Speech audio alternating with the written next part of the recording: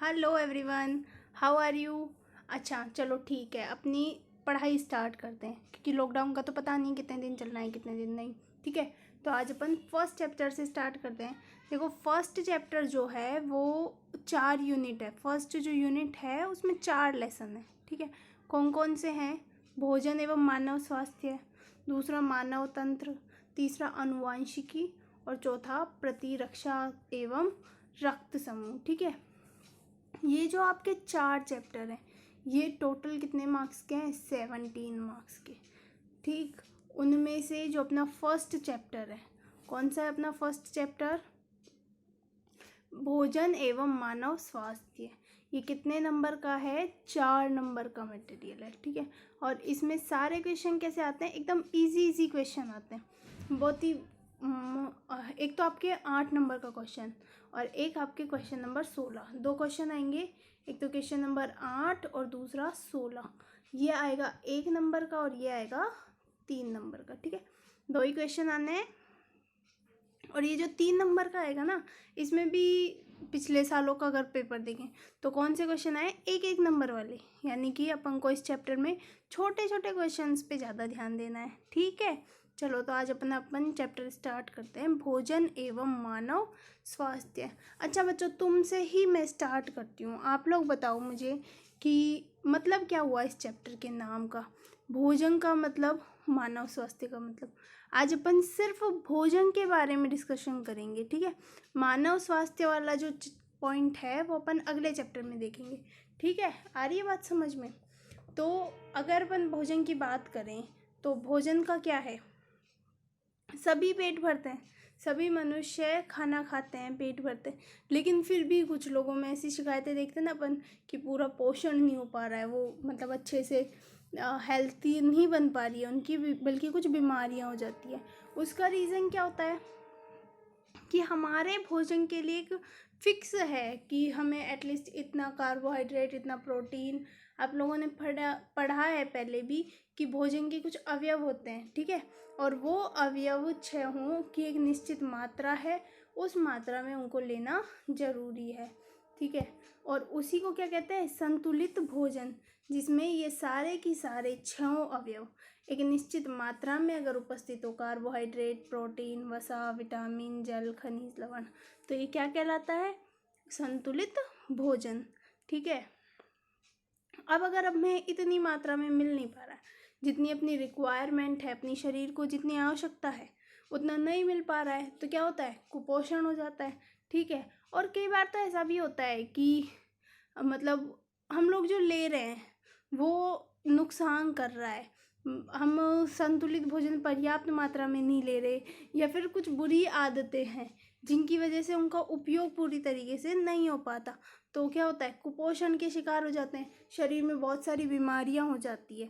आज अपन उसी बारे में बात करेंगे कि कौन सी चीज़ इन 6 अवयवों में से कौन सा कम होगा तो कौन सी बीमारी होगी। सबसे पहले अगर मैं बात करूँ कार्बोहाइड्रेट की, आप लोग बताओ मुझे, कार्बोहाइड्रेट किससे मिलता है? मुझे अपन को खाने से मिलता है। और अगर अपन खाना पर्याप्त मात्रा में नहीं खा रहे, रोटी हम लोग मतलब फास्टिंग कर रहे हैं, 1-2 दिन की फास्टिंग तो नॉर्मल चीज़ है, उसमें क्या होता है कि हमारे जो यकृत में भोजन संचय है उसका यूज होने लग जाता है। लेकिन ज़्यादा टाइम तक अगर हम भूखे रहेंगे तो क्या होगा कि हमारे जो यकृत की कोशिका है, ग्लाइकोजन भी ख़त्म हो जाएगा। जो हम भोजन खाते हैं ना, वो जितना काम में आना होता है उतना आ जाता है, और बचा हुआ भोजन ग्लाइकोजन के रूप में संचित हो जाता है। अब वो भी वेस्ट होने लगेगा। ठीक है, वो ख़त्म हो जाएगा और उसके बाद में हमारा शरीर कोशिकाओं को खाने लगेगा, है ना? धीरे धीरे मृत्यु ही हो जाती है। तो अगर अब मैं बात करूँ, दूसरा पॉइंट आता है अपना प्रोटीन, कि अगर प्रोटीन की शरीर में कमी हो रही है तो कौन से रोग होंगे? तो प्रोटीन की कमी से 2 रोग होते हैं मेनली। एक होता है क्वाशियोर और दूसरा होता है मैरिस्मस रोग। ठीक है, ये देखो, ये डायग्राम देख रहे हैं बच्चे का, इसको क्वाशियोर रोग हुआ है। अब इसकी क्या लक्षण है क्वाशियोर रोग के? मैं क्वाशियोर के लक्षण देखो, इसका पेट फूल गया, ऐसा नहीं है कि इस बच्चे ने बॉडी बनाई है कि हाँ मैं हेल्दी हूँ, बल्कि इसके शरीर में कुपोषण है कि इसको प्रोटीन पर्याप्त मात्रा में नहीं मिलता, इस कारण से पेट फूल गया, जबकि इसको भूख भी कम लगेगी। और ऐसा होगा कि भूख नहीं लग रही, खाना नहीं खा रहे, लेकिन पेट फूला जा रहा है, ठीक है। और उससे हमारी शरीर पे और भी इफेक्ट पड़ने लगते हैं, जैसे स्वभाव चिड़चिड़ा हो जाता है, त्वचा पीली काली सी हो जाएगी, धब्बेदार हो जाएगी, फिर फटने लगेगी, सूखी हो जाएगी, है ना। यानी कि कुल मिला के देख के ही आप बता दोगे। मतलब कई बार ऐसा होता है ना कि जब भी कोई भी बच्चा हो, अच्छा पोषण नहीं मिल पाता। आप खुद ही देखो कि अगर बहुत ही अमीर घर के बच्चे हैं, वो अच्छा खाना खाते हैं तो चेहरे पे एक अलग ही ग्लो आता है। और जो गरीब बच्चे होते हैं उनके चेहरे, क्योंकि उन्हें खाना इतना प्रॉपर नहीं मिल पाता, तो उनको ये सारे लक्षण, ये देखो बहुत ही ज़्यादा एक्सटेंड कंडीशंस है कि आप बहुत ही टाइम तक आपको अच्छा खाना नहीं मिल पा रहा, ठीक है। तो ये लक्षण धीरे धीरे आपके शरीर में प्रकट होने लगते हैं। ओके, अब अगर मैं बात करूँ विटामिन कुपोषण की, तो विटामिन कुपोषण क्वाशियोर क्योर के अलावा दूसरा बीमारी कौन सी है, मैरिस्मस रोग। इसमें क्या होगा कि पहले तो पेट फूला, वहाँ तक के बाद में भी आप नहीं संभल रहे हो, तो क्या होगा, जो शरीर की ऊर्जा है वो भी अगर कम होती जाती है ना, कि खाना भी नहीं मिल रहा है आपको साथ साथ में, तो आपका शरीर सूख कर दुर्बल हो जाएगा, आंखें कांतिहीन हो जाएगी। जैसे देखो इस बच्चे की तस्वीर देखने को मिल रही, ऐसे होने लग जाएगी बॉडी, ठीक है। इसीलिए आप सब लोगों से मेरी रिक्वेस्ट है कि खाना अच्छा खाया करो, अच्छे से खाया करो। आप लोग बच्चे क्या करते हो पता है, दाल से प्रॉब्लम है, दाल नहीं खानी, और जो भी हरी सब्जियां होती है वो सब नहीं खानी होती, लेकिन बच्चों प्रोटीन इन्हीं से मिलता है, दूध पसंद नहीं होता, बट इन चीज़ों से हमारी हेल्थ बनती है, ठीक है। पिज्ज़ा बर्गर हमारी हेल्थ नहीं बनाते, इसलिए उनको छोड़ो, इनको खाया करो। चलो आगे चलते हैं। नेक्स्ट टॉपिक आता है अपना, नेक्स्ट आता है अपना विटामिन कुपोषण, कि विटामिन भी अगर हमारे शरीर को नहीं मिल रहे, देखो विटामिन भी बहुत थोड़ी मात्रा में चाहिए, ऐसे नहीं कि बहुत भर भर के हमको विटामिन चाहिए, लेकिन अगर उतनी थोड़ी सी मात्रा भी आप नहीं दे रहे हो, तो क्या होगा, धीरे धीरे हमारी शरीर की हालत बिगड़ती जाती है, बहुत सी बीमारी हो जाती है। बहुत सारे टाइप के विटामिन होते हैं और उनसे अलग अलग रोग होते हैं। जैसे विटामिन मैंने टेबल दी है, और ये टेबल आपके एनसीईआरटी में भी है, तो आपको याद भी करनी है कि जैसे विटामिन ए है, विटामिन ए की कमी से कौन सा रोग होगा, रतौंधी रोग होगा, है ना।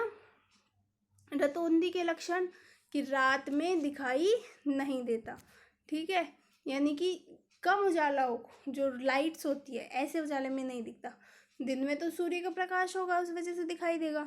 ऐसे ही विटामिन बी है।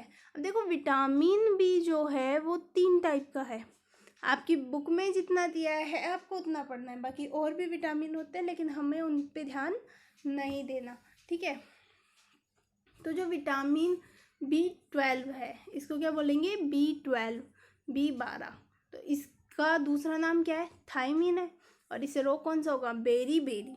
अब इसके लक्षण क्या है कि जो धड़कन होती है, नॉर्मली कितनी होती है धड़कन, 72 होती है ना, बताया ना, हर मिनट 72 बार दिल धड़कता है, तो 72 हृदय धड़कन है वो कम होती चल जाती है।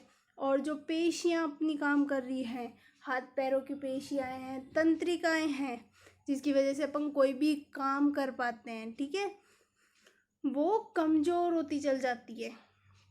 विटामिन B2 है, उसका नाम क्या है, राइबोफ्लेविन, और अगर उसकी कमी होती है तो कौन सा रोग होता है, राइबोफ्लेविनोसिस।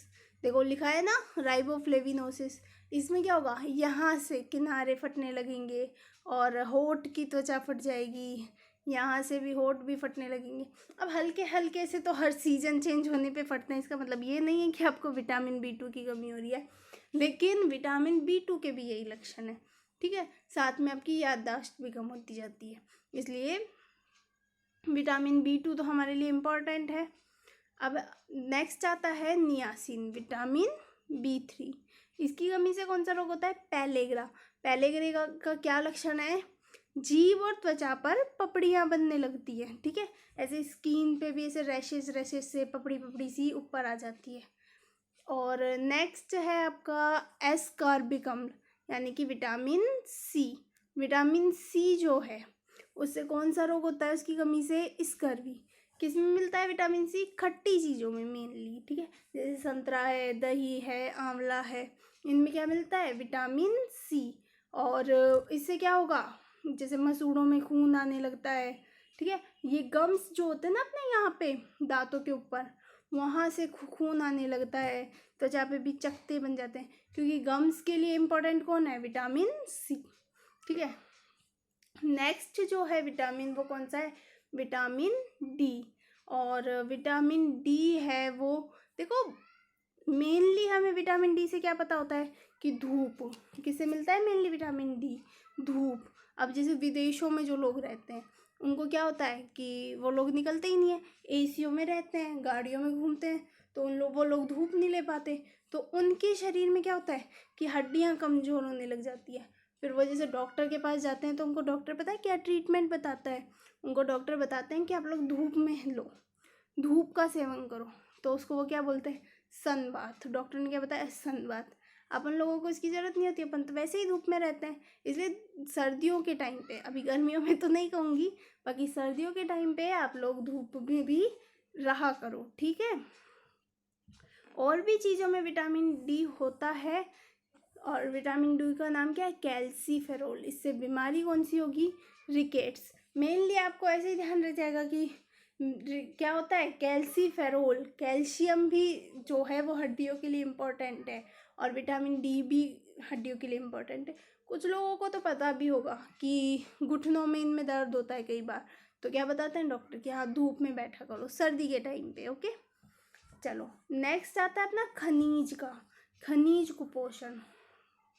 खनिज कुपोषण का क्या मतलब है कि खनिज वैसे भी हमारे शरीर को बहुत कम मात्रा में चाहिए होते हैं, बट क्या होता है कि हम लोग उतनी मात्रा में भी उनका सेवन नहीं करते, तो उस कंडीशन में क्या होने लगता है?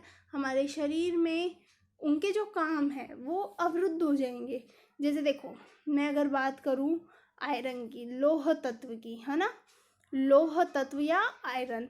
अब हम सबको पता है कि हमारे शरीर में जो हीमोग्लोबिन होता है, हीमोग्लोबिन जो होता है, ठीक है, यानी कि जो ऑक्सीजन को वहन करता है। अब वो क्या होता है कि लोहे से बना है, और अगर आप लौह तत्व का सेवन नहीं करोगे, लौह तत्व युक्त भोजन नहीं करोगे, तो क्या होगा कि लौह तत्व का सेवन नहीं करोगे तो हीमोग्लोबिन का निर्माण नहीं होगा, ऊतकों तक ऑक्सीजन नहीं पहुंचेगी। वही है कि जो इनके कार्य है वो कार्य रुक जाएंगे। जैसे सोडियम की अगर अपन बात करें तो सोडियम का क्या है कि किस में मिलता है? आपकी बुक में ये टेबल दी है, आपको ऐसे की ऐसे याद करनी पड़ेगी, क्योंकि देखो यही क्वेश्चंस, छोटे छोटे क्वेश्चंस ही आएंगे। और आप ऐसे भी ध्यान रखो कि कैल्शियम है, मैंने पहले भी बता दिया कि ये किस में मिलेगा? दूध, अंडे, हरी सब्जियां। ऐड भी आते हैं कई तो दूध में कैल्शियम होने के, आते नहीं आते? हाँ, तो बस उन्हीं से पता रखो। अब जैसे विटामिन डी का काम था, उसी तरीके से इसका भी क्या काम है? हड्डियों एवं दांतों को मजबूती प्रदान करना। आ रही है बात समझ में? चलो पोटेशियम का देखें तो पोटेशियम लगभग सभी खाद्य पदार्थों में आपको मिल जाएगा, और इसके कार्य क्या है? देखो सोडियम और पोटेशियम है मिलके, ये बहुत सारे हमारे शरीर के अंदर होने वाले बहुत से तंत्र होते हैं जिनमें सोडियम पोटेशियम पंप चलता है। अब उस पंप के लिए सोडियम और पोटेशियम दोनों की जरूरत पड़ेगी, ठीक है। तो क्या है, आप सोडियम और पोटेशियम के कार्यों की अगर तुलना करोगे तो लगभग इनमें समान काम है, ठीक है। इनके कार्य कैसे होंगे? लगभग समान होंगे। जैसे मांसपेशी संकुचन है दोनों में तंत्र की आवेग संचरण है, दोनों में शरीर का विद्युत अपघटन है, संतुलन बनाना है, यहाँ तक तो सेम है। इसका एक एक्स्ट्रा काम और जुड़ गया, क्या? विभिन्न कोशिकीय क्रियाओं का संचालन, ओके। कैल्शियम का मैंने बता ही दिया। और फास्फोरस जो है वो कैल्शियम के साथ मिलके काम करता है, और ये भी क्या करेगा? हड्डियों की मजबूती के लिए कार्य करता है। देखो विटामिन के साथ हड्डियां एवं दांतों को मजबूती प्रदान करना। और फास्फोरस का क्या कार्य है कैल्शियम में से मिलकर हड्डियों व दांतों को मजबूती प्रदान करना। यानी ये दोनों मिलके ही पूरा कार्य संभालते हैं। तो हमारी जो अस्थियां हैं उनके लिए कौन कौन इम्पोर्टेंट होता है? अस्थियों के लिए कैल्शियम हो गया, विटामिन हो गया और फास्फोरस हो गया। ठीक है, लास्ट आता है अपना आयोडीन। आयोडीन आप लोगों को पता है, कुछ लोगों में अपने परिवार में या किसी नॉन पर्सन में भी होगी, थायरॉक्सिन की बीमारी होती है, थायराइड बीमारी होती है ना, बोलते हैं थायराइड है, थायराइड है। उसका क्या कारण होता है? क्योंकि भोजन में आयोडीन की कमी होती है, और वो आयोडीन की कमी होने से क्या होता है, आपके आगे के चैप्टर में आएगा, इंसुलिन हार्मोन नहीं बनता, और उस इंसुलिन हार्मोन की वजह से क्या होगा कि थायरॉक्सिन हार्मोन का निर्माण नहीं हो पाता। ठीक है, ये इनसे बीमारियां हैं। तो आयोडीन किस किस से मिलता है? नमक से, और नमक कहाँ से मिल रहा है? समुद्र से ही तो मिलता है। तो बाकी के समुद्री भोजन है उनमें भी आयोडीन पाया जाता है। अगर आप इनका सेवन नहीं करोगे, तो अगर आपसे पूछा जाए कि इसकी कमी से कौन सी बीमारी होगी, इसकी कमी से कौन सी, तो जो इनके कार्य हैं वो कार्य अवरुद्ध हो जाएंगे, तो यही इनकी बीमारियां हो जाएंगी। ओके, चलो अब मैं आप लोगों से बात करना चाहती हूँ कुछ, कि आई होप आज की आपको आज की मेरी क्लास पसंद आई होगी। अगर आपको पसंद आए तो आप इसको फॉलो की लाइक कीजिए, अपने फ्रेंड्स के साथ शेयर कीजिए ताकि सभी पढ़ें, और मेरे चैनल को सब्सक्राइब भी कीजिए। ठीक है, और आपको मेरे चैप्टर जो मैं पढ़ा रही हूँ उनके नोट्स भी मिल जाएंगे मेरे टेलीग्राम चैनल पे, जिसका लिंक डिस्क्रिप्शन बॉक्स में मिल जाएगा। Okay, thank you.